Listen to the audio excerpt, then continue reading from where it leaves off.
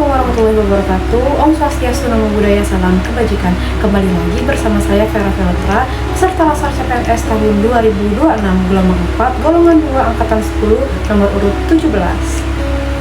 Di kesempatan kali ini, saya mau sharing refleksi pengalaman belajar saya mengenai manajemen ASN bersama widya suara kami melalui proses belajar sinkronus dan asinkronus melalui modul dan tugas mandiri.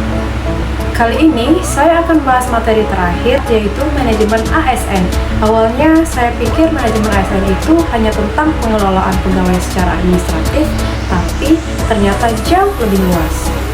Kami diajarkan tentang kedudukan dan peran ASN, bahwa ASN memiliki 3 peran utama sebagai pelaksana kebijakan publik, pelayanan publik, serta perekat dan pemersatu bangsa. Dasar peraturannya tertuang dalam Undang-Undang Nomor 20 Tahun 2023 yang menekankan bahwa ASN harus profesional, netral, berintegritas, dan bebas dari intervensi politik. Sebagai perawat, saya jadi sadar bahwa peran saya bukan hanya memberikan asuhan keperawatan kepada pasien.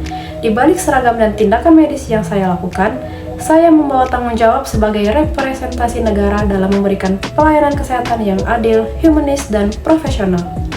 Materi tentang hak, kewajiban, dan kode etik ASN juga membuka wawasan saya.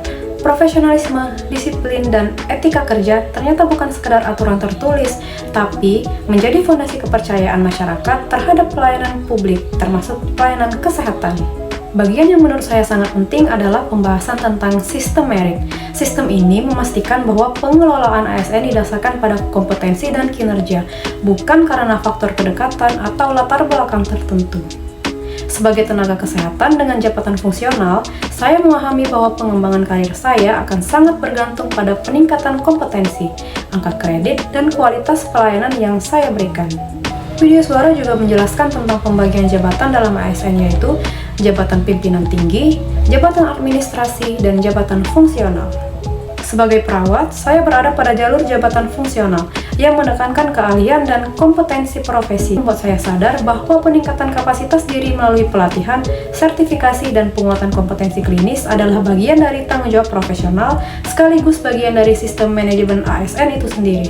Selain itu, saya juga memahami bahwa manajemen ASN mengatur ASN secara menyeluruh, mulai dari perencanaan kebutuhan pegawai, pengembangan kompetensi, penilaian kinerja, hingga pembinaan dan disiplin. Dalam praktiknya di pelayanan kesehatan, hal ini terlihat dari penilaian kinerja berbasis SKP, evaluasi mutu pelayanan, pembinaan disiplin kerja, dan pengembangan kompetensi tenaga kesehatan. Saya jadi menyadari bahwa kualitas asuhan keperawatan yang saya berikan tidak berdiri sendiri, tetapi menjadi bagian dari sistem birokrasi dan tata kelola yang lebih besar. Yang paling berkesan buat saya adalah materi ini membuat saya lebih paham identitas diri saya sebagai ASN sekaligus sebagai perawat. Menjadi perawat ASN bukan hanya tentang kompeten secara klinis, tapi juga tentang menjaga integritas, netralitas, dan profesionalisme dalam setiap pelayanan. Jadi intinya, manajemen ASN bikin saya lebih paham siapa saya sebagai ASN dan sebagai perawat.